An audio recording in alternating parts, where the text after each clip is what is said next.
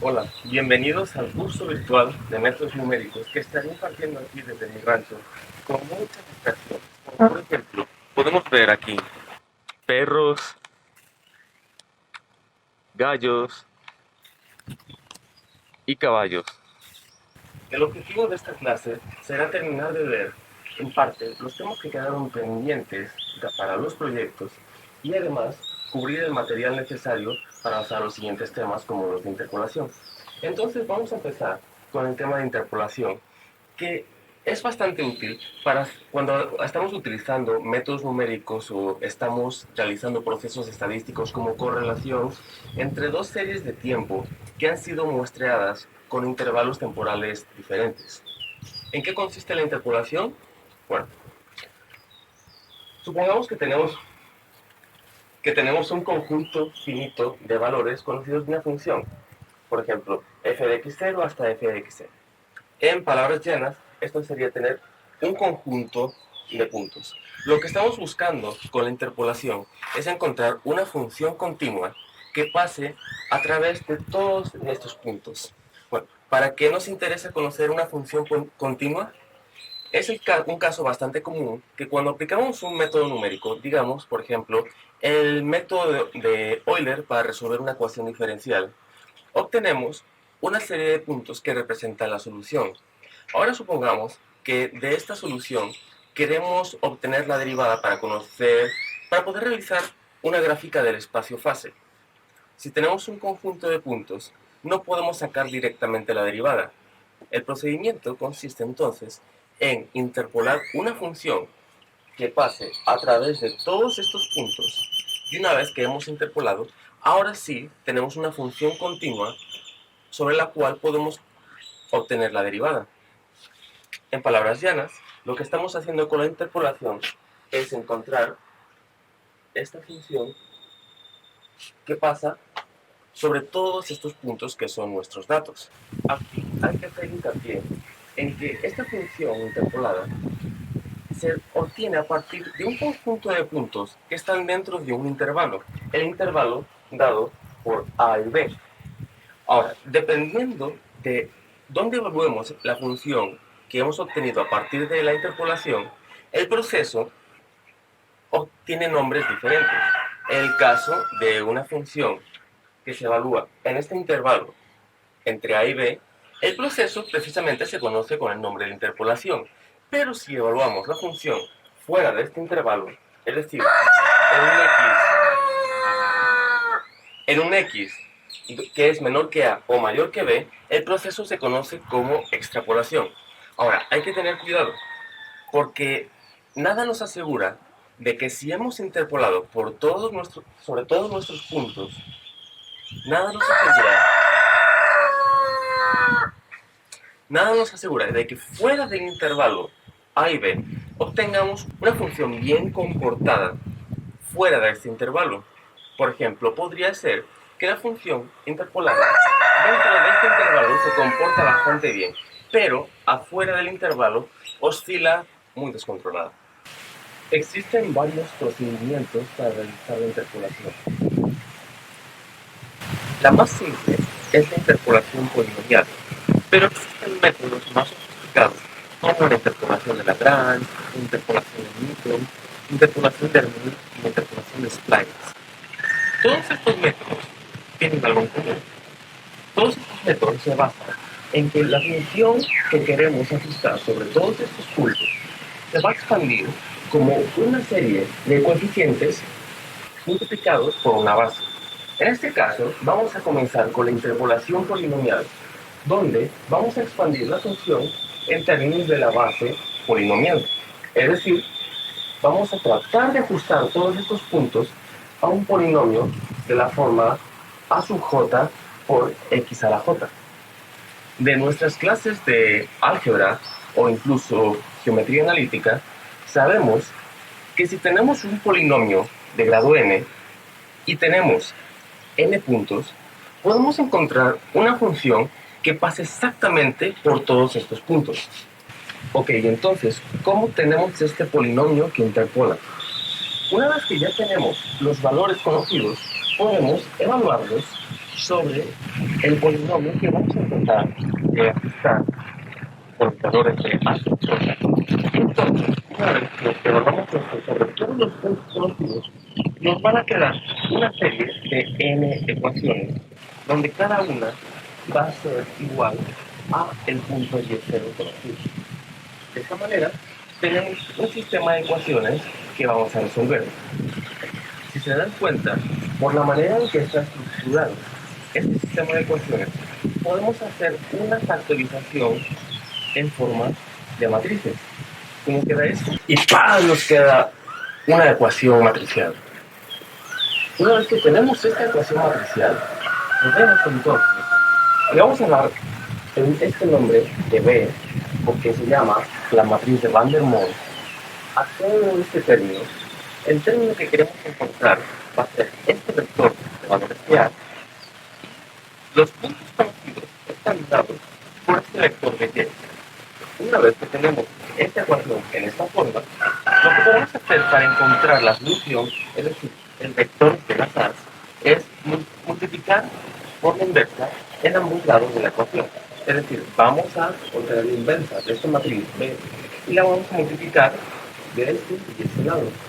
Haciendo esto, lo que vamos a tener es que estos dos términos se cancelan, nos queda la matriz identidad, y para obtener una solución solamente necesitamos conocer la inversa de la matriz B y multiplicarla por el vector de los valores conocidos. Y con esto ya tenemos la lista de los coeficientes ajustados. Ahora, esto parece sencillo, pero vamos a ver que cuando estamos tratando de ajustar una gran cantidad de puntos, nos vamos a meter en un problema. El problema va a radicar en encontrar la inversa de esta matriz.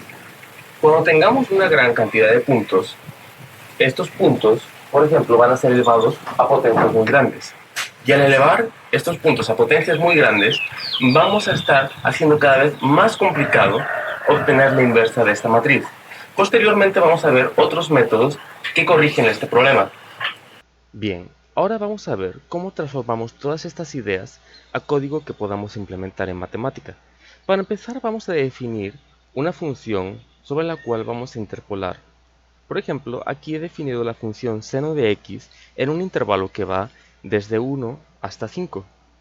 Vamos a guardar esta serie de puntos y podemos ver los puntos en esta gráfica. Vemos que tenemos 1, 2, 3, 4, 5 puntos. Para comenzar a realizar el proceso de interpolación, primero definimos la matriz de Van der Monde. Recuerden que la matriz se define a partir de los datos que tenemos, la lista de puntos x, elevados a diferentes potencias. Para esto, lo que se hace es una lista donde x tenga los diferentes valores dados en la lista y j se vaya variando entre 0 y la longitud de la lista x menos 1. Esto significa que si tenemos 5 puntos, el máximo exponente será a la cuarta. Vemos aquí abajo cómo en la matriz de Van der Monde tenemos inicialmente el primer punto, que es 1 elevado a diferentes potencias, el segundo punto, que es 2 elevado a diferentes potencias, y así sucesivamente. Aquí, en este último punto, cuyo valor es 5, vemos que cuando elevamos a la cuarta potencia, ya comenzamos a tener valores muy grandes. Esta matriz de Van der Monde es todo lo que necesitamos para obtener el ajuste. Para obtener el ajuste, lo que tendremos que hacer será invertir esta matriz y una vez que la hayamos invertido, vamos a multiplicar el resultado por el vector de los datos conocidos. Este vector lo transformamos a un vector columna por medio de la función transpose. Y una vez hechas estas operaciones, obtenemos una lista de coeficientes que podemos transformar de su forma de vector columna a simplemente un vector por medio de otra transposición. Con estos valores ya los podemos multiplicar por la base polinomial que está definida aquí abajo, y como veréis es solamente la misma tabla de x elevado a la j, y a la hora de hacer la multiplicación obtenemos la función que interpola sobre los puntos que tenemos. Aquí en la gráfica de abajo podemos ver cómo la función que interpola se ajusta a todos los puntos iniciales que teníamos. También podemos evaluar los valores en un intervalo muy lejano al original entre A y B. Esto corresponde al proceso de extrapolación. Aquí podemos ver cómo estos puntos que están bien interpolados tienen un valor muy pequeño en comparación con el resto de la gráfica, la cual no tiene mucho que ver con los puntos originales. Esto puede servir como una especie de advertencia en la cual sí es posible realizar una extrapolación, pero conforme nos alejamos más de los valores originales que tenemos, la extrapolación se vuelve cada vez menos fiable. En este sentido, vale la pena analizar cuál es el error producido por este procedimiento. El procedimiento del análisis del error difiere un poco de los procedimientos habituales donde podemos evaluar punto por punto y comparar con el valor real. Aquí, en este caso, no podemos evaluar punto por punto, dado que hemos ajustado una función continua. Entonces, el procedimiento de análisis de error de interpolación requiere evaluar una función continua, que es la diferencia entre el valor real y el valor del polinomio ajustado. Ahora, para analizar el error, nos conviene integrar sobre el valor absoluto de esta función que tenemos aquí que representa la diferencia de valores. En este caso, lo que podemos hacer es elevar al cuadrado la función r, integrar sobre toda esta curva y una vez que hemos integrado, obtener la raíz cuadrada. Esto nos da el error de la interpolación que hemos realizado. Aquí podemos notar, una vez teniendo este error, podemos notar un problema de la interpolación polinomial. Lo que he hecho aquí es una serie de funciones que generan los datos con cierto intervalo. Por ejemplo, esta función nos permite generar datos a partir de la función seno, definiendo nosotros el intervalo. Podemos poner un intervalo de 0.5 y lo que nos va a dar es la serie de datos con intervalos de x que van de 0.5 en 0.5. Y una vez que tenemos estos datos, podemos meterlos en esta función que interpola automáticamente estos datos para producir una función. Luego, una vez que tenemos todo esto, podemos hacer una búsqueda de qué tanto cambia el error al variar el tamaño del intervalo. Lo que estamos haciendo aquí es observar cuál es el error producido dependiendo de la cantidad de puntos, para observar cómo es que añadiendo más puntos va aumentando o disminuyendo el error. Y aquí nos vamos a tomar con un efecto inesperado. Uno esperaría que conforme aumentamos la cantidad de puntos, el polinomio ajustado tenga mayor precisión debido a que le estamos dando más puntos. Sin embargo, observamos un efecto interesante, que es que conforme aumentamos la cantidad de puntos, el error crece y crece bastante. Al parecer, este método funciona bien para una cantidad de puntos que sea más o menos igual a 15. Sin embargo, cuando aumentamos a partir de esta cantidad, el error empieza a hacerse más grande. ¿Por qué sucede esto? Bueno, aquí tenemos que regresarnos a la manera en la cual estamos obteniendo esta interpolación. Vemos que aquí se está haciendo una inversa, pero esta inversa se realiza sobre una matriz que tiene términos que crecen bastante. Por ejemplo, aquí en el punto 5, cuando le vamos a la cuarta, crece hasta 625.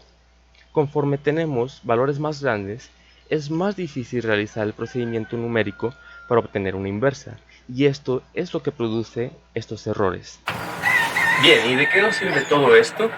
Bueno, para los que se llevaron el proyecto de hacer un análisis de la tasa de variación de poblaciones y tienen que calcular el exponente de diácono, pueden utilizar esto para que a partir de la serie de puntos generadas puedan obtener la derivada. Entonces, esto les va a ayudar en ese aspecto. Se va a quedar una tarea de este tema de interpolación. La tarea va a ser que ajusten e interpolen de una manera polinomial una serie de 20 puntos, como señalado dentro de la función de la libreta que acabamos de ver. Entonces, lo que quiero es que observen qué es lo que está pasando que hace que el error numérico sea tan grande.